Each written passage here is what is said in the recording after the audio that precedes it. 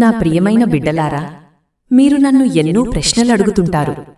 లక్ష్మీదేవి మీ ఇంటికి ఎలా వస్తుంది అని మీరు తెలుసుకోవాలనుకుంటున్నారు.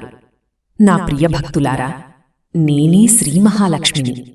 సంపదకు మాత్రమే కాదు, సద్బుద్ధికి, వివేకానికి, శాంతికి, సత్యానికి అధిష్టాత్రిని. నేను కేవలం ధనం, నిధులు, భౌతిక సంపదల రూపంలో మాత్రమే వ్యక్తమయ్యే శక్తిని కాను. నేను మీ జీవితాల్లో మంగళం, ప్రశాంతత, ఆనందస్ఫూర్తి, నీతి, కృతజ్ఞత, ప్రేమల రూపంలో ప్రవహించే దైవకాంతిని. మీ హృదయం నిర్మలంగా ఉన్నప్పుడు, మీ ఆలోచనలు సత్యంతో నిండినప్పుడు, ఇతరుల మేలు కోసం మీరు నడిచే మార్గం ధర్మమై ఉన్నప్పుడు, నేను నిశ్శబ్దంగా మీ వద్దకు చేరుతాను. నన్ను పూజించడమంటే కేవలం దీపం వెలిగించడం కాదు, అది ఒక జీవన విధానం.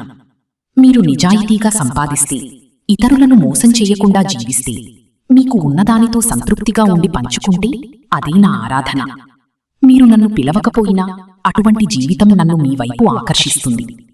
నా బిడ్డలారా, సంపద అనేది కేవలం అదృష్టంతో రాదు, అది కృషితో, పట్టుదలతో, ధర్మంతో వస్తుంది. మీరు చేసే పని ఏదైనా సరే, దానిలో నిబద్ధత ఉండాలి.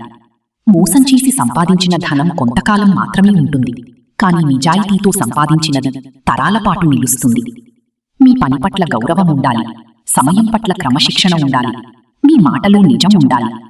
మీరు ఇతరుల శ్రమను గౌరవిస్తే మీ శ్రమకు కూడా విలువ వస్తుంది. నన్ను కోరుకునేవారు ముందు తమ పనిని దైవంగా భావించాలి. ఎందుకంటే పనిచేసిన చేతిలోనే సంపద నిలుస్తుంది. మీరు ఆలస్యం, అలసత్వం, నిర్లక్ష్యం వదిలేస్తే నేను మీ జీవితంలో స్థిరపడతాను. కాబట్టి సంపద అంటే కేవలం కోరుకోవడం కాదు, సాధించాల్సినది. మీరు ప్రతిరోజూ మీ కర్తవ్యాన్ని నిబద్ధతతో చేస్తే అదే నా అనుగ్రహం. పూజలు మీ మనస్సును ఏకాగ్రం చేయడానికి, భక్తిని పెంచడానికి సహాయపడతాయి. అవి మంచివే, కాని అవి మాత్రమే సరిపోవు. మీరు ఉదయం దీపం వెలిగించి, సాయంత్రం మంత్రాలు చదివి, కాని రోజంతా ఇతరులను బాధపెడితే అది పూజ కాదు. నేను రూపాన్ని కాదు, భావాన్ని చూస్తాను. మీరు ఒక ఆకలితో ఉన్నవారికి అన్నం పెడితే, ఒక బాధలో ఉన్నవారిని ఓదార్చితే, ఒక నిజమైన మాట మాట్లాడితే అది నాకు అత్యంత ప్రియమైన పూజ. ఓం శ్రీం మహాలక్ష్మ్యై నమః వంటి మంత్రాలు మీ హృదయాన్ని పవిత్రం చేస్తాయి. కాని ఆ పవిత్రత మీ ప్రవర్తనలో కనిపించాలి. మీరు పూజ చెయ్యకపోయినా, మీరు ధర్మంతో జీవిస్తే నేను మీ దగ్గరకు వస్తాను. దానం చెయ్యడమంటే కేవలం డబ్బు ఇవ్వడం కాదు, సమయం ఇవ్వడం, ప్రేమ ఇవ్వడం, సహాయం చెయ్యడం కూడా దానమే. దురాశ, అసూయ, అపనింద ఇవి ఉన్నచోట నేను నిలవను. మీరు ప్రతిరోజు కృతజ్ఞతతో జీవించాలి.